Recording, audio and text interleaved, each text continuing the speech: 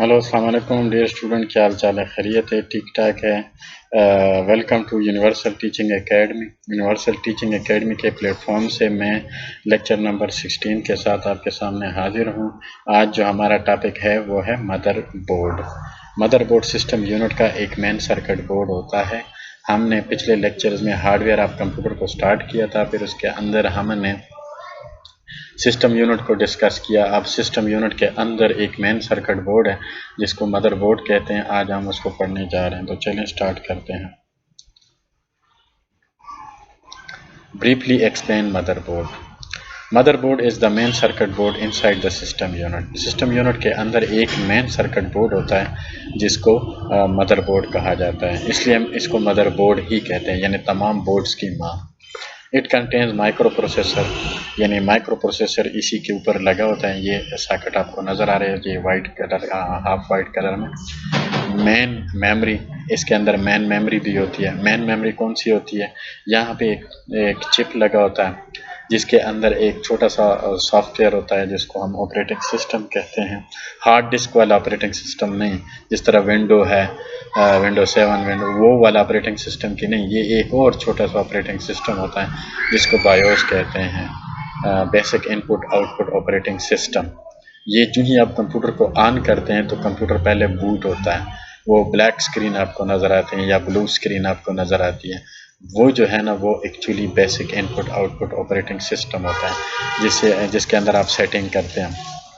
ठीक है जी। तो ये मेन मेमोरी में होता है। एक्सपेंशन स्लॉट्स, अगर इसी बोर्ड के फंक्शनैलिटी को आपने एक्सटेंड करना हो, फॉर एग्जांपल इस मदरबोर्ड के अंदर अगर आप देखें तो अगर आप चाहते हैं कि यार मैं यहाँ पे इसकी ग्राफिक एबिलिटी बढ़ाऊँ, तो आपको क्या करना पड़ेगा? आपको बाज़ार से एक AGP कार्ड लेना पड़ेगा। तो आपको क्या वो जो VGA कार्ड या EGP कार्ड है वो आपको इसी स्लॉट के ऊपर लगाना पड़ेगा। या आप चाहते हैं कि नहीं, मैं अपने कंप्यूटर के ऊपर टीवी की रिकॉर्डिंग करना चाहता हूँ, तो आप बाज़ार से जो टीवी कार्ड होता है वो आप ख़रीद के लाएंगे और इसमें से किसी एक स्लॉट के ऊपर लगा दें तो वो काम करना शुरू कर देगा। और उसका जो छोटा सॉफ्टवेयर है, ड्राइवर होता है, वो इंस्टॉल करेंगे और आप अपने कंप्यूटर से रिकॉर्डिंग भी कर सकते हैं। अगर आप चाहते हैं कि नहीं, मैं CCTV की रिकॉर्डिंग करना चाहता हूँ, CCTV का जो कार्ड होता है वो आप यहाँ पे लगा सकते हैं। यानी आप इसी मदरबोर्ड के अंदर जो फंक्शनैलिटी नहीं है आप मज़ीद इसके अंदर इंस्टॉल करना चाहें तो आपको हार्डवेयर यहाँ पे लगाना पड़ेगा, इस वजह से ये छोड़ा हुआ। उसके बाद है main IC chips. Main IC chips कौन कौन से हैं? यहाँ पे आपको एक चिप नज़र आ रही है बड़ी सी, इसी तरह यहाँ पे आपको चिप नज़र आ रही है और यहाँ पे आपको चिप नज़र आ रही है। ये क्या है? ये इंटीग्रेटेड सर्किट चिप्स होते हैं। इसके अलावा कनेक्टर्स हैं, ये आपको सारे कनेक्टर्स नज़र आ रहे हैं बैक साइड पे। ठीक है जी, ये हम डिटेल से डिस्कस करते हैं थोड़ी देर में। एंड अदर इलेक्ट्रॉनिक कंपोनेंट्स, और बाकी इसके अलावा जो इलेक्ट्रॉनिक कंपोनेंट्स हैं वो कैपेसिटर्स हैं, ये आपको कैपेसिटर नज़र आ रहे हैं। इंडक्टर्स हैं, ये आपको कॉइलें नज़र आ रही है। ठीक है जी।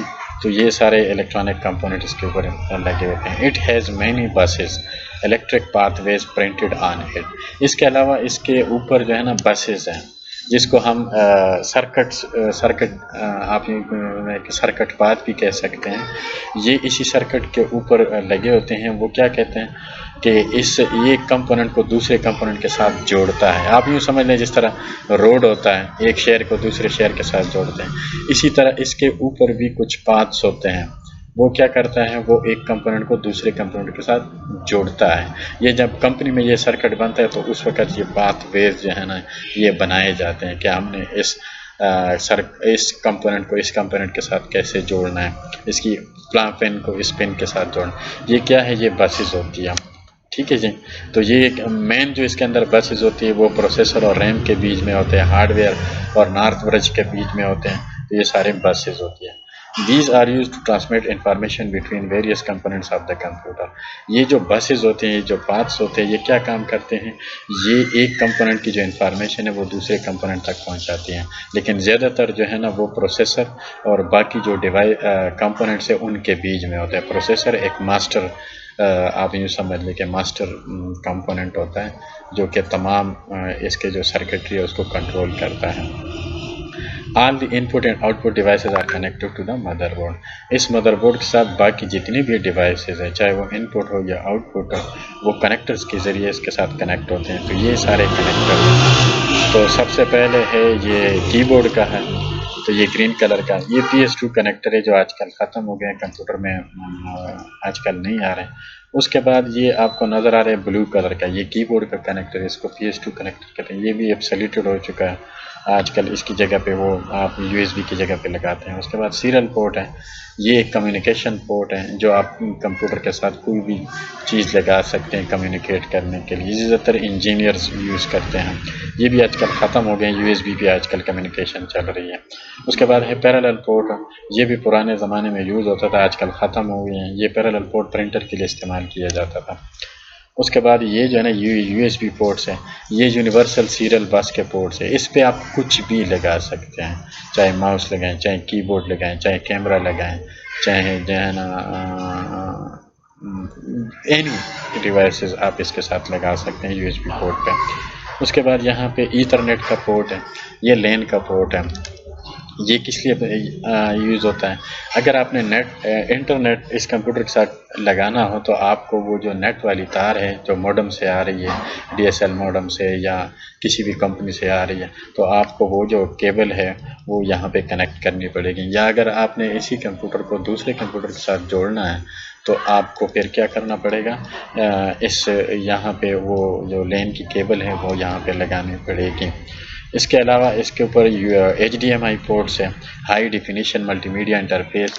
अगर आपने इसी कंप्यूटर को मल्टीमीडिया के साथ कनेक्ट करना हो, प्रोजेक्टर के साथ कनेक्ट करना हो, तो वो जो केबल है वो आप यहाँ पे लगाएंगे। इसके अलावा यहाँ पे ऑडियो जैक्स है, ये जो पिंक कलर का आपको ऑडियो जैक नज़र आ रहा है ये किसके लिए है, ये माइक के लिए है। जिस तरह आजकल जो आप बाज़ार से हेडसेट लेते हैं तो उसके साथ दो पिनें होती हैं, एक पिंक कलर की एक ग्रीन कलर की। वो जो पिंक होती है वो आपके माइक की पिन होती है। वो क्यों इस्तेमाल होती है, अगर आपने उसी हेडसेट से किसी से बात करनी हो, यानी स्काइप पे बात करनी हो, व्हाट्सएप पे बात करनी हो, कहीं पे कॉल करनी हो, तो लाज़मी बात है आपको माइक चाहिए होगा। आप कंप्यूटर के सॉफ्टवेयर को यूज़ करेंगे तो ये माइक की पेन है। उसके बाद ग्रीन कलर का ये स्पीकर की पेन है, और ये जो ब्लू कलर है ये रिकॉर्डिंग है। अगर आपने इसी के अंदर कंप्यूटर के अंदर ऑडियो रिकॉर्डिंग करनी हो तो आपको यहाँ पे वो तार लगानी पड़ेगी। उसके बाद ये जो है ना, यहाँ पे अगर आप देखें तो यहाँ पे सेल की जगह बनी हुई है, तो यहाँ पे बायोस का सेल लगता है। वो सेल क्या करता है, वो 3.3 वोल्ट की बैटरी होती है, वो इसकी जो मेमोरी है इसको पावर अप रखती है। यानी आप कंप्यूटर अगर महीनों भी बंद कर दें फिर ऑन करेंगे तो आपकी वही सेटिंग्स वही होती है। ठीक है जी। तो ये क्या CMOS बैटरी है, ये अगर आपका ख़राब हो जाए तो आपके कंप्यूटर का डेट और टाइम हमेशा गलत आएगा। आपको फिर से जाना, हर बार जब भी आप कंप्यूटर स्टार्ट करेंगे आपको डेट और टाइम सेट करना पड़ेगा। तो लिहाजा ये तकरीबन 50 रुपये का मिलता है, ये बाज़ार में आम मिल जाता है। उसके बाद ये PCI स्लॉट है, ये मैंने आपको बता दी एक्सपेंशन स्लॉट है, अगर आपने इसका एक्स्ट्रा फंक्शनलिटी बढ़ानी हो। इसके अलावा ये जो है ना, ये आपको नज़र आ रहा है नॉर्थ ब्रिज, आपको नज़र आ रहा है। ये नॉर्थ ब्रिज क्या करता है, ये जितने भी हमारे इनपुट एंड आउटपुट डिवाइसेस हैं ये सबसे पहले इसके साथ कनेक्ट होते हैं और फिर प्रोसेसर के साथ कनेक्ट होते हैं। ये आप यूँ समझ लें कि ये जो प्रोसेसर होता है ये प्रोसेसर का PA है। जिस तरह आप कहीं भी जाते हैं, किसी अफसर के पास जाते हैं, आप सबसे पहले उसके PA से मिलते हैं, PA को बताते हैं कि हाँ मैंने साहब से मिलना है, साहब फारिग है कि नहीं है। तो वो अगर फारिग नहीं होता तो वो आपको वेट कराता है, लेकिन अगर वो फ़ौरन आपको बुला लें तो आप फ़ौरन चले जाते हैं। तो इसी तरह ये जो नॉर्थ ब्रिज है, तो ये जो माइक्रो प्रोसेसर होता है ये बहुत बिजी होता है, इसका बहुत ज़्यादा काम होता है क्योंकि इसने बाकी तमाम फंक्शनलिटी को भी देखना होता है। तो और कंप्यूटर के साथ तमाम डिवाइसेस कनेक्ट होते हैं, तो जब एक वक्त में तमाम डिवाइसेस कमांड दे दे तो उसके लिए मुश्किल होगा। तो नॉर्थ ब्रिज क्या करता है, उसको प्रायोरिटाइज करता है, उसकी एक कतार बनाता है। तो सबसे ज़्यादा जो प्रायोरिटी है वो है कीबोर्ड की, यानी कीबोर्ड पे अगर आपने की प्रेस किया तो वो लाइन में नहीं खड़े होंगे, वो डायरेक्ट प्रोसेसर तक उसकी रिपोर्ट जाएगी कि फ़लाँ की प्रेस हो चुकी है, उसको डिस्प्ले करा दें। ठीक है, तो ये तमाम काम इसी तरह होता है। इसी तरह जो नॉर्थ ब्रिज कुछ आधे डिवाइसेस उसके साथ कनेक्ट होते हैं और आधे डिवाइसेस साउथ ब्रिज के साथ कनेक्ट होते हैं, जिनकी ये फंक्शनैलिटी होती है। उसके बाद यहाँ पे आपको एक पावर सप्लाई का कनेक्टर नज़र आ रहा है, ये मेन पावर सप्लाई से यहाँ पे आके लगता है, ये इस मदरबोर्ड को पावर अप रखता है। उसके बाद यहाँ पे रैम की स्लॉटें, यहाँ पे रैम आपके लगती है डी रैम। रैम की बहुत सारी किस्में होती है।